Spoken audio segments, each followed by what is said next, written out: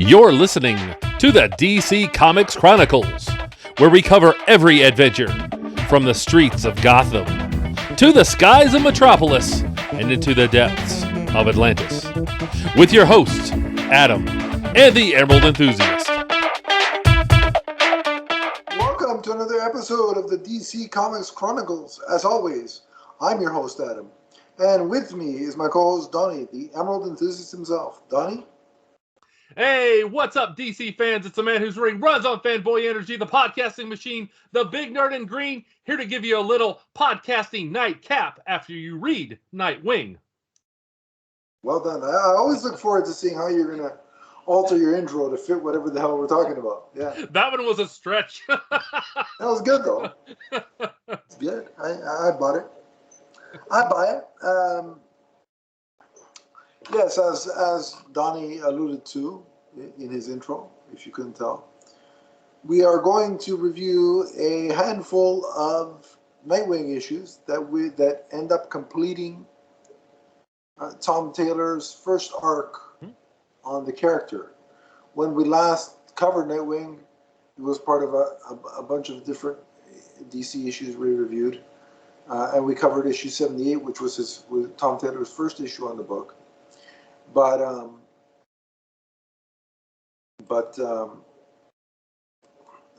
since we did that review, we changed the way we do reviews for comics. We basically take one series and review a bunch of issues, and then go to the next. So that's how we're doing things. So that's why we're picking it up and we're doing it like this. But yeah, so here we are talking a little bit of Dick Grayson, aka Nightwing. So, Donnie, to catch people up to where we left off, what's going on in Nightwing? Well, we see that Dick Grayson has inherited a fortune with the death of Alfred. And there is a mysterious new villain about, which we will talk about in this podcast. But we see kind of a philosophical problem that Dick Grayson is trying to solve. Is he wants to be a hero, but he thinks there are ways beyond just being Nightwing. Right. And one of the central themes of these 5 issues that we're going to talk about, or these 5 issues that we're going to talk about, is him coming to terms with how to use the fortune that Alfred has bequeathed to him. Right. Very, very well put. So let's get right into it with the issue 79. Yeah. Issue number 79 opens with a brief history of the people who have supported Dick Grayson as both a person and a hero. You see kind of this big splash page of Dick with his parents, with Batman, with Alfred, with the Teen Titans, as well as the other Robins. And so I like that kind of couple of pages of catching everyone up to speed. Yeah, and I really like the way he referred to the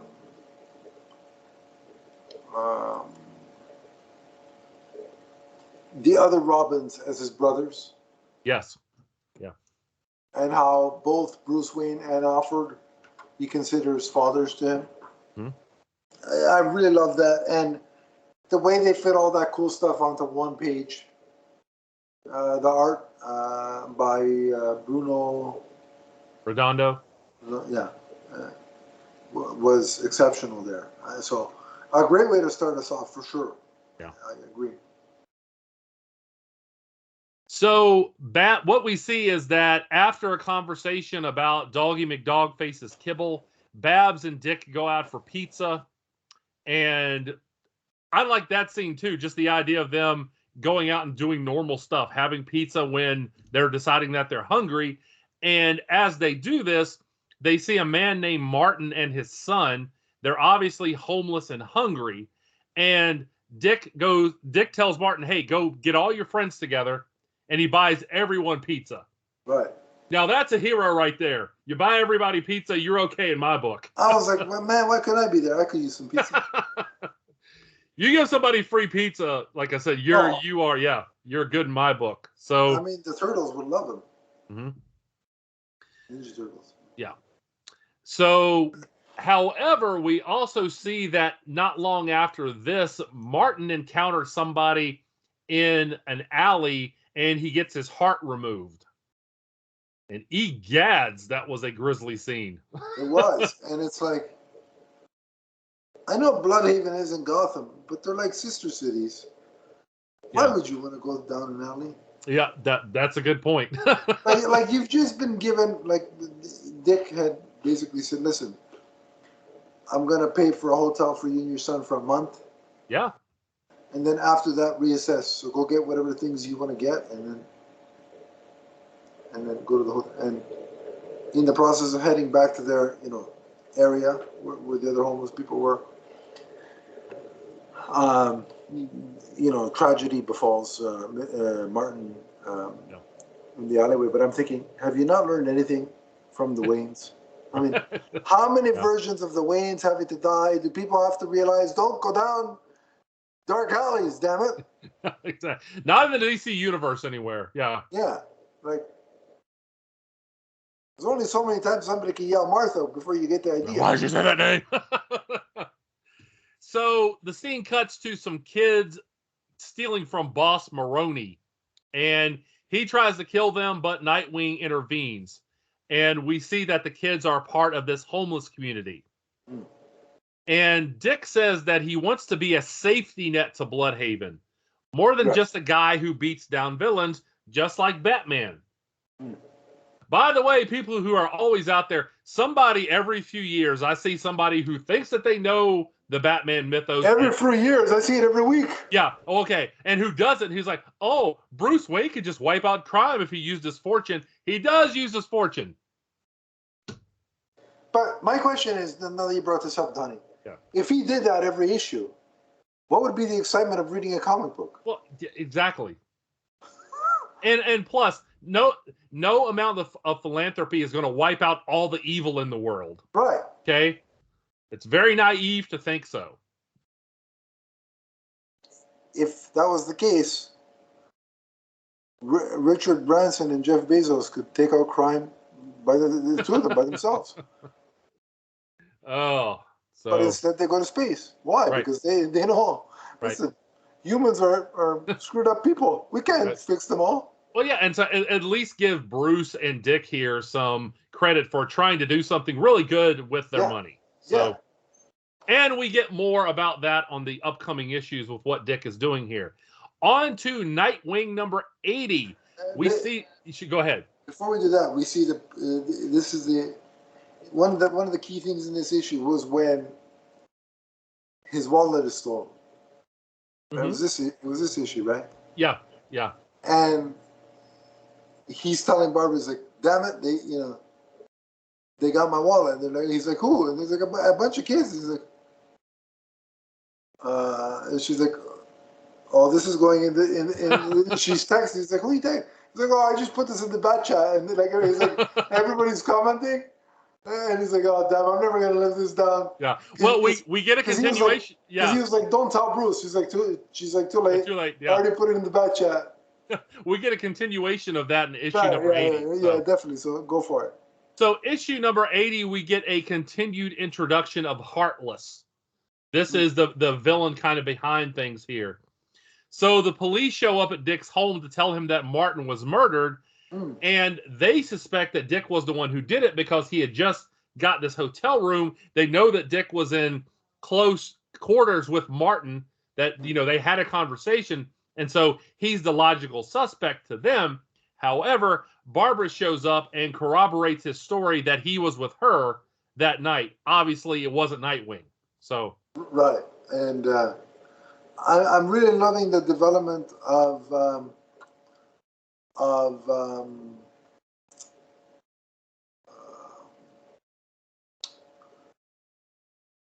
Heartless, Barbara. No, Dick and Barbara together again. The reestablishment of that relationship is fantastic. Well, I like how the police asked them. They're like, "What's the nature of your relationship?" And they looked at one another and they're like, "Well, It's complicated. Oh, that was great. I like that. And he's like, because they asked him that, and Dick's response is, I'd like to know the answer to that too. I just didn't think a police investigation was the way I wanted to find out. And Barbara's like, that's none of your concern. Right. So Tim Drake enters the story as Robin with a chain for Dick so he won't get his wallet lifted again. Courtesy of Bruce Wayne. I love it. By the way, I want to say I really love the coloring in this, all of these issues, all of the blues and the soft hues. As a guy who stays up at night a lot and travels at night a lot, that's kind of how I have experienced that's how you see the world. Yes. Yeah. For me, I look at that and I'm like, that's the world that I've traveled in before. So. Yeah. I love that. You know what? I got to give Bruno Redondo a lot of credit for? The Nightwing swinging action. My God. Oh, yeah. Like, he's got that down perfectly. Every time I see Nightwing swinging through the air from building to building, I'm like, this is perfect. This is fantastic. Yeah. So Adriano Lucas did the colors, so excellent job there. Oh, yeah, absolutely. So in this issue, Dick wants to know where Elliot, who is Martin's child, is after, again, Martin was murdered. So he decides to gather some intel. So he sends out Dick with Doggy McDogface to gather the intel. Haley is the actual name of the dog. That's not how I was introduced to the dog, so I call it Doggy McDogface. And its secret identity is Bitewing. I think that's Bitewing, yeah. That's revealed in this issue, right? Yeah, there you go. What was it, issue 80 where they revealed that? It might have been, yeah. No, I forget exactly which issue. But whichever issue it was, there was a scene where they're telling the name that Barbara and Tim have decided on. Right. Calling it Bitewing, and he's like, but her actual name is Haley. And he's like, wait, you're telling us? You're telling the people in this room that they can't have more than one identity? That's a good point. And Barbara's like, I have three, because she's right. Barbara, Batgirl, and Oracle, right? Right. So, and so does this one. Haley, Bitewing, Doggy McDogface. Anyway, so Tim finds Elliot eventually, but Brutal and Electrocutioner menace the homeless community that the kid is in. And great fight scene art here, by the way. Dick and Tim take them down, but Heartless sets a raging fire around this area while they do. And we see this issue ends with Nightwing coming face to face with Heartless. So a couple of things I liked about this issue. I really like when Tim enters the picture, because Nightwing goes to pick him up, and they have this scene where they're traveling back to Dick's apartment as Nightwing and Robin, and they're swinging through the city, and I'm like, what I love what Tom Taylor has done is he's really accentuated the aspect of the Robins being brothers, considering each other brothers, and the importance of the Bat family. So yes, it's a Nightwing book, but the Bat family is ever present, and it feels like a legitimate family. And even though they're not all biological family members, they are, right. And I personally think that is one of the strengths of the Batman mythos is the Bat family. And I would agree. And I know that there are a lot of, especially older fans, a lot of older fans out there who are like, there are too many characters in comics now. There's too many focal points. I think this is another example of being able to build on the past history of the various characters in Batman to be able to tell this kind of story from a character who was originally just a sidekick. Yeah. But Agreed. who is now coming to his own. Agree.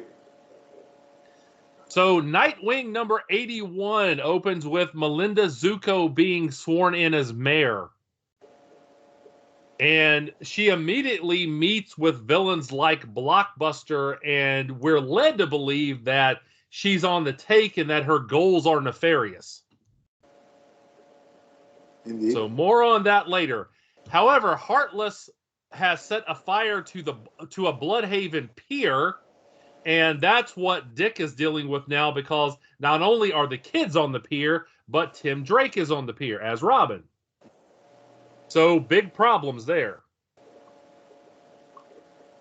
There is big problems, but I do love the resolution. The resolution was brilliant. So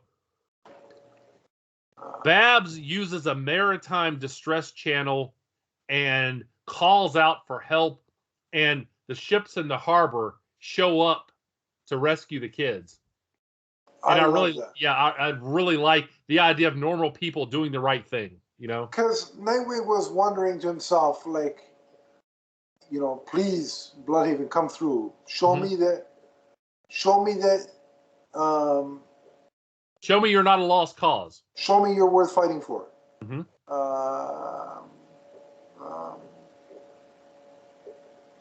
And they do come through. And I love the fact that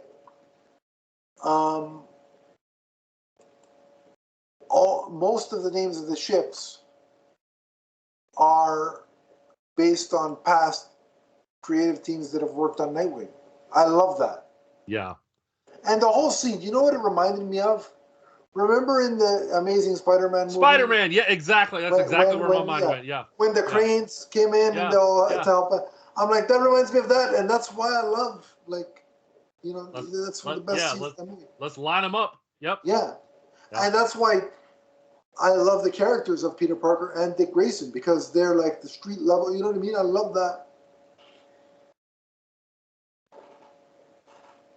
So after a tussle with Heartless, Nightwing loses consciousness and wakes up back in his home. Yeah, this is the part with the dog where they named the dog. Yeah. Right. Yeah, Doggy McDogface. Anyway, so he goes out and investigates. That's how I know the dog. Anyway. It's Haley. So Dick goes out investigating, even though he's still in bad shape at this point. And Babs steals Cap's line on your left. Yeah. I just wanna point one thing out. That if you notice Barbara's shirt in this issue, it is a rendition of the image that has become a meme now of Batman slapping Robin in the face. Right. I love it. It was so perfect. Yeah. They did DC, I think it was in one of the Harley Quinn books recently. They did the distracted boyfriend meme. They actually used that in a restaurant scene, yeah. That's so cool. Nightwing is looking for Melinda, and he goes into where she's living or whatever. I forget exactly like what was the name of the building, but he is ambushed by Andra, who knocks him down steps, and I love the pencils here.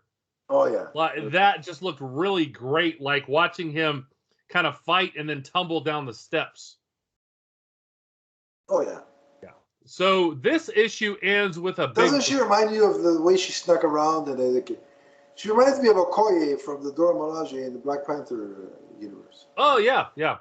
And like I said, she was waiting for him, and that's when, you know, Babs uses the line, "Wait a minute, on your left," because she's ready to ambush him, and she does get the better of him. So indeed.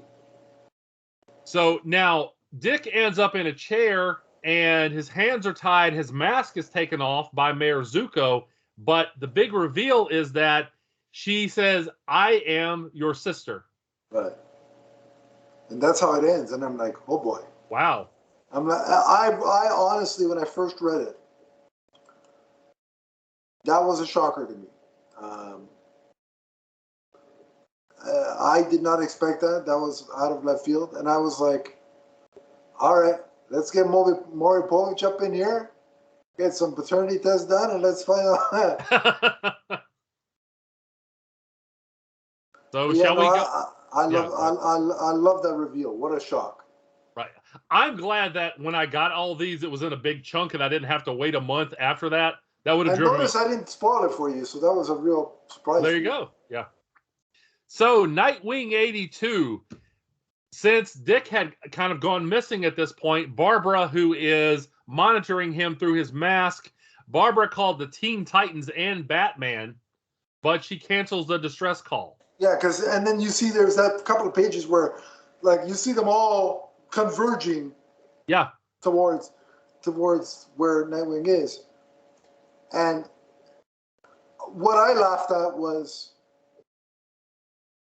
two of them are his ex-girlfriends, Donna Troy, and Starfire. Starfire, Man, yeah. Can we just talk about how lucky Dick Grayson is? I mean, Jesus, Barbara Gordon, Donna Troy, and Starfire. Like, I mean, can you imagine an episode of one of those cartoons, how it should have ended, where Dick Grayson and Spider-Man, Nightwing and Spider-Man are in a coffee shop discussing their former girlfriends? I mean, those two guys are living it up. Yeah. And we're supposed to believe that these guys are downtrodden superheroes who have trouble paying rent and woe is me, my parents were murdered and my uncle was murdered and listen, yeah, but between you 6 girlfriends, you won the lottery. Right. Well, Dick doesn't have trouble with rent anymore, I tell you that. So definitely not. So at this point, we get the story of, and I hope I'm pronouncing this correctly, Miley Lynn, this is Zuko's mother, and we get her backstory. Yeah. And we see that she was she just said that she was bought and paid for. I'm guessing that means she was a mail order bride. Yeah, either child labor or mail order bride. Yeah. Right. Well, she quote unquote at one point belonged to Zuko, and we see that the Graysons protected her when she fled Tony Zuko. And that was some really cool flashback art. Oh, I love it. And you know what it was? Why that worked so well? Because it was done in a style where it felt like something you'd see in the 70s or 80s. Yeah, yeah. Something from antiquity, yeah. Yeah, when you'd probably see a storyline like this. And so I thought it really, really worked. Yeah. So later on, though, there was a price to pay for that because, again, Zuko kills Dick's parents, playing Graysons. Yeah. But I like that, in the reveal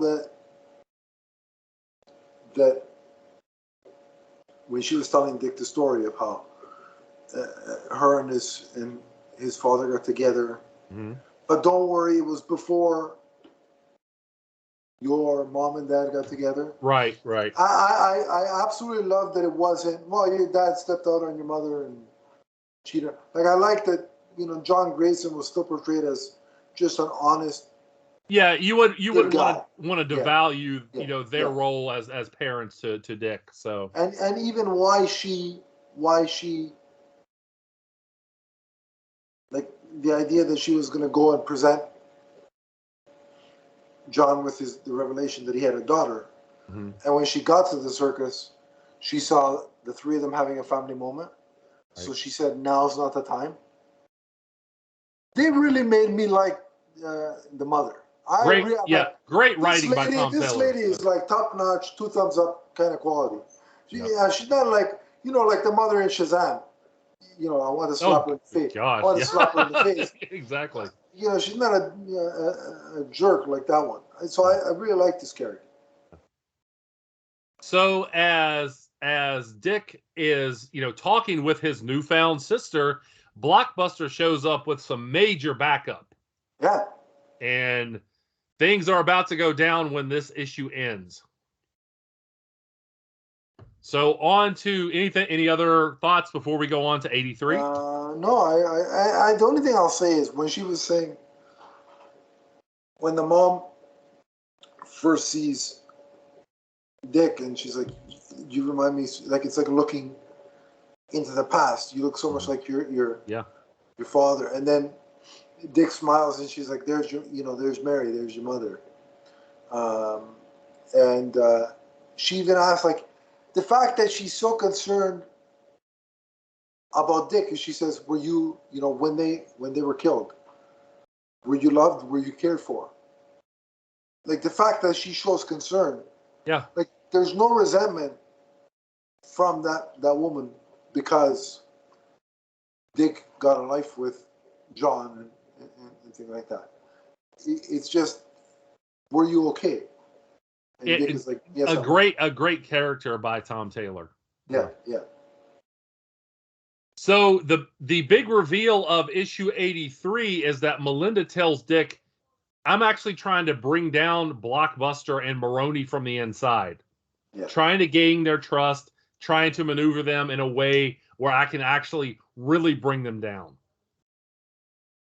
And so, again, Blockbuster has attacked, and Nightwing, despite the fact that he's banged up, he uses some serious acrobatics to take down Blockbuster's copter. I love that scene. And also, yeah, exactly. That was a great scene. And it speaks to what both of us have said. First of all, Bruno Redondo's art there with, him using the helicopter, swinging from the helicopter and then finding his way onto it, right, was really clever.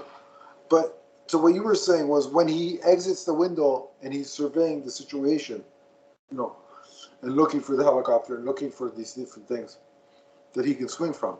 Mm-hmm. There's a great shadow where you see, like, he's pretty much shrouded in darkness, but you see the blue of his mask and the blue of his chest logo. Mm-hmm. And it really stands, the vibrantness of the color stands out in the shadow. So it's really speaking to what you were talking about too earlier with the colors. So now after this battle, again, Dick is very banged up here. After sleeping it off for 2 days, Nightwing goes out and gets some advice from various people, including Superman. And I really like this scene where Superman talks about Alfred and how he looked up to Alfred. Yeah. That was really heartwarming.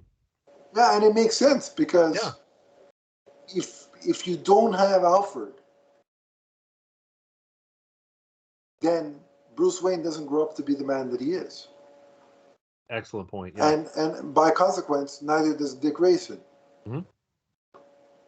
Jason Todd isn't a ring endorsement, but he got better. Right. and a lot of he that got is better. and a lot of that is from, despite the way he is, he really did take Alfred's, lessons to heart eventually. Yeah. And Damien, the only one he kind of casually respects, it seems, is Alfred, or was Alfred. So, yeah, Superman's 100% right. Without Alfred's influence, the world would be devoid of so many heroes. Yeah, exactly. Which really underscores the importance of Alfred for this story. Which is why he should have never been killed off by Tom King, but I digress. So we get the answer to the nature of Dick and Babs' relationship. They do the smoochy face before from the first kiss to the last. So Dick goes out, and in public he says he's going to donate his fortune and start the Alfred Pennyworth Foundation. And this foundation will be focused on Bloodhaven, eradicating things like homelessness and unemployment and rehabbing prisoners. So there you go for all the online commentators who have never read a comic book in their life. Yes, he's going to use his money. Yes, all of it. City. Yeah. To help the city. He's also going to punch villains in the face. Yeah, exactly, because it wouldn't be an interesting comic book without it. So read the comics if you're going to comment. Yeah. Anyway, so. Okay, so I love the aftermath of. First of all, just to go back to the Superman of it all. I like how Dick has that relationship with Superman, like that, like he looks up to Superman. Oh yeah. And Superman gave him his name, right? Nightwing and Flamebird from Krypton history. Mm-hmm. But he's like, have you talked to Bruce? And he's like, well, he's not really receptive to conversations. And can I just text him? Yeah. And Superman, and so there's a moment where Superman starts laughing. He goes, yeah, you're right. He goes, for a guy who's face down dark side, he does a lot to avoid conversations. Yeah. I like that a lot too. And he's like, but he respects you, and he would, he would, right? And then when he asks, he's like, listen, I have to go away for a while. Can you do me a favor and keep an eye on John? Right. And Yep. he's like, I can't think of a better person to be a mentor and for John to look up to. Excellent I mean, point. if that isn't a ringing endorsement for Oh Nightwing yeah. as a character and a hero, Mhm. coming from Superman, I don't know what more of an endorsement you need. We're also So covering Superman's story, that series right now too, the events that he's talking about. So make sure to come back and join us here on the DC Comics yeah, Chronicles. we'll be covering John Kent very soon. Yes. But so I like the mentor-mentee relationship between Superman and Nightwing. And then once Nightwing makes it public that he's in the Alfred Pennyworth Foundation, the bat chat is ignited again, and yeah, like they're all congratulating him, like Cassandra Cain's going in nuts with emojis. I loved I love some of the more rebellious Bat Brothers reactions. Like, so Jason's like, before you give all your money away, don't forget you owe me $20. Right, exactly. And Damien's like, this isn't a contest, but if it were, you win, and that's it. Like, that's all Damien. I couldn't stop laughing. And then the best part about it was Bruce actually picks up the phone. Mm-hmm. And Dick is surprised, and he's like, "You don't usually call." He's like, "I know, but you honored him today, and he would be proud of you, and so am I." Again, never did I think I'd be getting emotional during a Nightwing comic. Here we are. So damn you, Tom Taylor, sorry. Tom Taylor, yeah. Damn you, Tom King, for killing Alfred, but damn you, Tom Taylor, for making me cry. Yeah, this has been a magnificent run. Yeah, so. It's yeah, it was great. And then it ends with Heartless making some proclamations. Mm-hmm. He says that he has big things planned for Bloodhaven, but that he has to eliminate Dick Grayson first because he doesn't, mesh with Heartless's plans. Right. But the way Heartless talks about Dick Grayson is that he knows him. Like, there's a familiarity there. So I'm wondering, and we don't get any revelation here, but who is Heartless? Yep.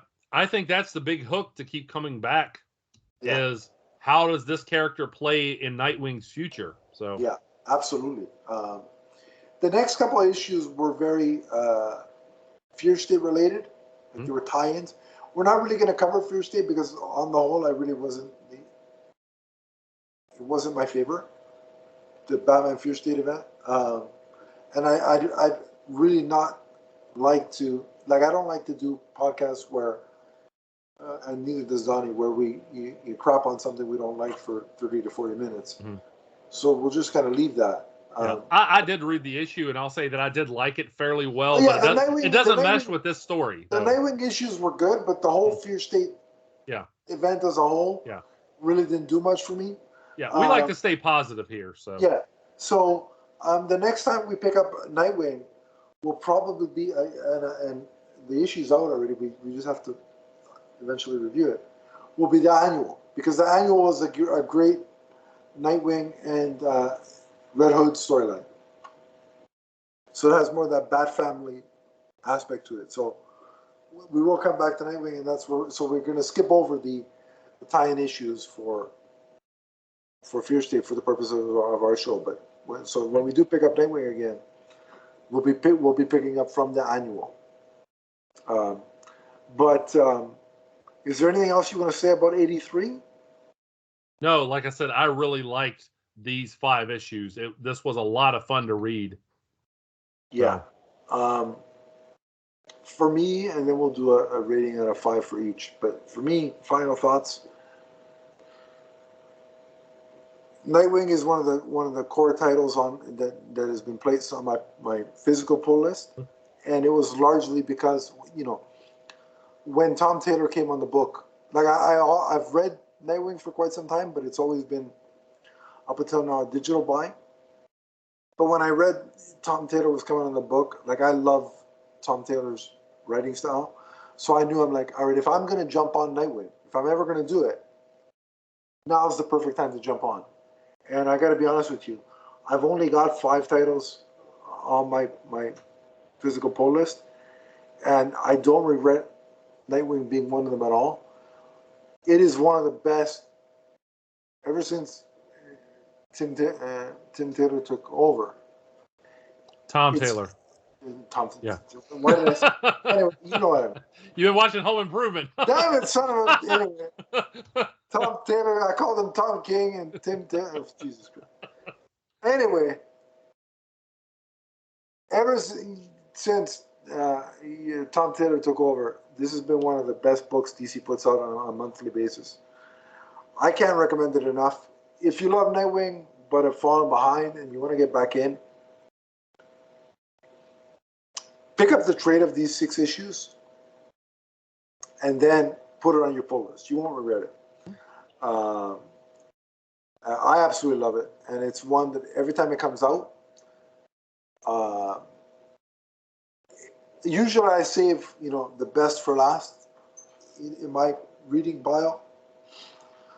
Nightwing is usually near the one of the last books I read because it's so good, and I know it's going to be worth it. So I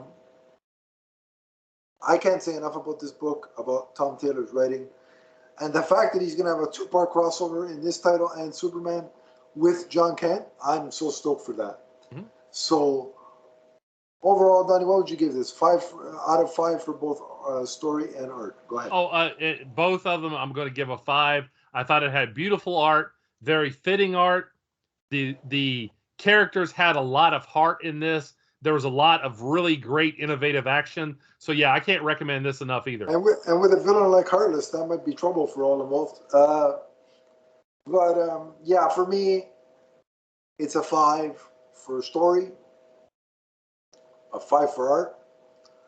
I absolutely love it, and I'm not a shipper, but Barbara and Dick forever. That's what I say. Makes sense. Yeah. From the first kiss to the last. Right. So there. But yeah, we think Nightwing is great, and we can't recommend it enough. And if you want to talk more about Nightwing or other DC comics, you can on social media. So, Donnie, where do they track you down? You can find me on Twitter as the Emerald Enthusiast. Let's talk comics. Let's talk collectibles. Let's talk Doggy McDogface. Let's talk Green Lantern. Hey, I love your expression. This is going to be an ongoing thing, folks. Tom Taylor, send Donnie a constant reminder that the dog's name is Haley or Bitewing. But anyway, if you want to find me, it's at Adam_LeesFan on Twitter. The podcast network has its own Twitter profile at MMNPDC. We have a Facebook page, which is listed somewhere in the description below. Click it. I will add you, and we can continue the conversation there.